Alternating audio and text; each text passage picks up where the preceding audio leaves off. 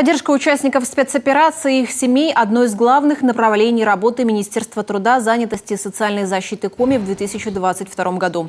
Об этом сообщила руководитель ведомства Екатерина Грибкова в ходе часа с министром.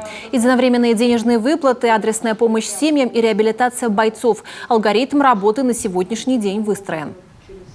По поручению главы Республики Коми Владимира Викторовича на базе нашего министерства была создана горячая линия по поддержке семей участников специальной военной операции. Вот как она была создана с 26 сентября, так и она работает и по сегодняшний день. Вопросов у людей было очень много. Самые разные вопросы, которые не всегда касались деятельности нашего министерства, но наши операторы, это все наши работники социальной защиты нашего министерства, все были вовлечены в это общее дело и отвечали максимально доступно людям по вопросам, которые связаны и с денежным довольствием, и с правомерностью призыва, и с материальной поддержкой, и с поддержкой семьи, и самые-самые разные вопросы.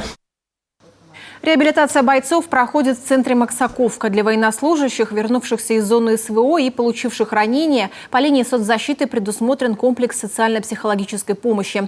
Кроме того, Екатерина Грибкова затронула и вопрос состояния рынка труда в регионе.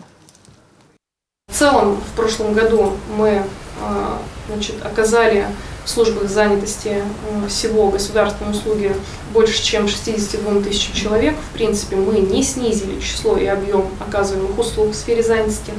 Всего оказано, вот видите, содействие в поиске подходящей работе больше, чем 33 тысячам граждан. Так оно и есть, в принципе, из года в год. А трудоустроить, уже непосредственно трудоустроить при поддержке службы занятости удалось 25,4 тысяч человек. Помогли федеральные меры поддержки. Республике было дополнительно выделено 50 миллионов рублей. Деньги направили на организацию временных и общественных работ в организации, в которых были риски сокращений в связи с санкциями.